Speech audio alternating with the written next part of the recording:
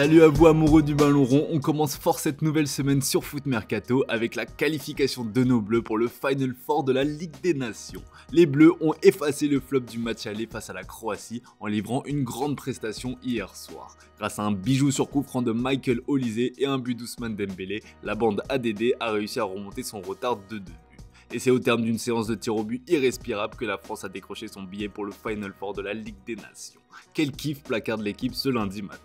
Grâce à Magic Mike qui a sauvé 2 pénaltys durant la séance, les Bleus sont passés au forceps. Le portier de l'AC Milan confirme qu'il est l'un des tout meilleurs dans cet exercice, comme le relaye le quotidien français dans ses pages intérieures. C'est au bout du suspense que les Bleus ont fait chavirer le Stade de France, écrit avec soulagement le Figaro Sport. Très clairement, c'était soir de fête hier au Stade de France, comme le rapporte le Parisien. Avant la rencontre, les supporters français ont rendu un vibrant hommage au retraité Olivier Giroud, meilleur buteur de l'histoire des Bleus. Une soirée parfaite en résumé.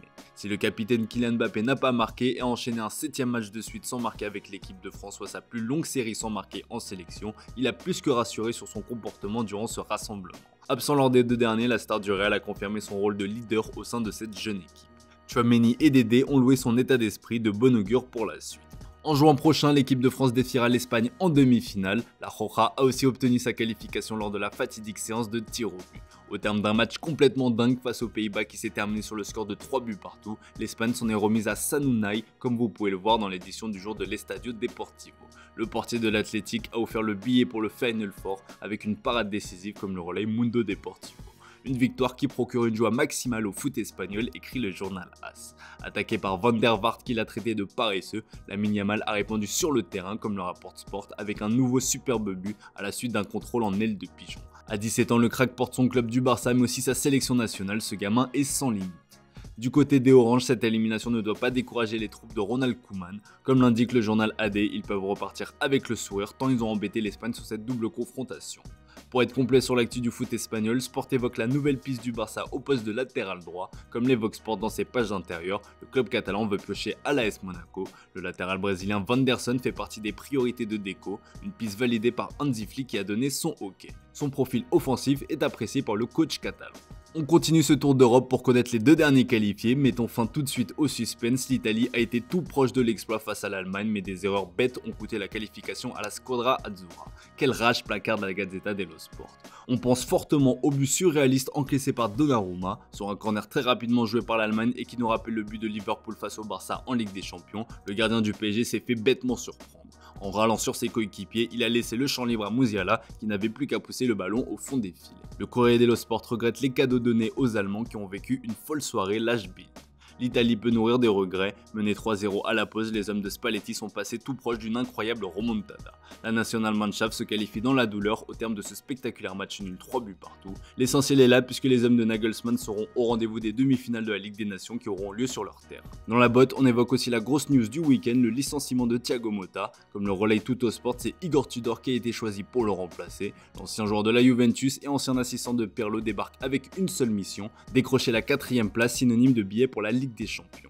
Dans les pages intérieures de la Gazzetta dello Sport, on revient sur la catastrophe Thiago Motta. Son expérience à Bologne avait su séduire les dirigeants des Bianconeri, mais il semblerait que la marche était trop haute. Son vestiaire a fini par lui tourner le dos, mais surtout son mercato à 234 millions d'euros n'a jamais su porter ses fruits. Un énorme fiasco qui a poussé la Juve à agir avant la fin de saison. Allez, le dernier qualifié pour le Final Four qui aura lieu en juin prochain est le Portugal de Cristiano Ronaldo. Battu 1-0 à l'aller par le Danemark, les hommes de Roberto Martinez ont renversé la situation en s'imposant 5-2 lors des prolongations. Pourtant, tout avait mal commencé avec un penalty loupé de CR7. Ce dernier s'est finalement rattrapé plus tard dans la partie.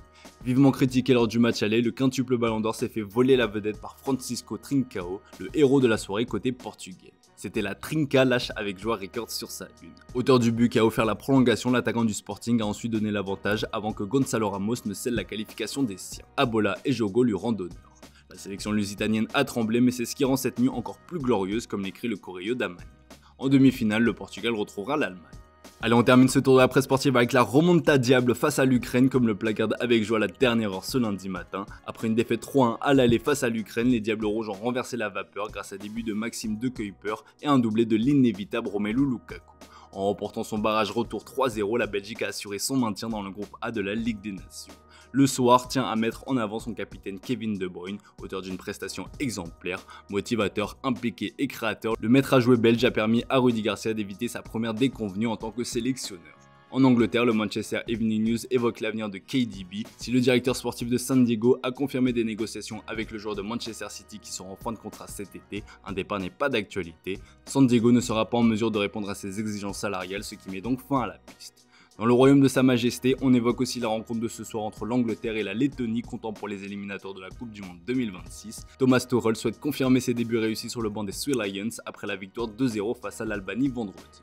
Pour ce faire, le coach allemand compte sur ses stars, hors de question de les laisser au repos, au grand regret de certains clubs anglais comme Arsenal. Comme l'explique le Daily Mirror qui fait référence à l'excellent film Fight Club, Thomas Tuchel n'a pas l'intention de faire ami-ami avec les coachs anglais. Il fera à sa manière comme le relaie le Daily Mail. En résumé, il fera passer les besoins de l'Angleterre avant ceux des clubs anglais, pas question de se soumettre. Voilà qui est dit. Allez, c'est tout pour ce matin les amis, merci pour votre fidélité, bonne journée à vous. Comme d'hab, on se retrouve en fin d'après-midi pour le traditionnel JT Foot Mercato.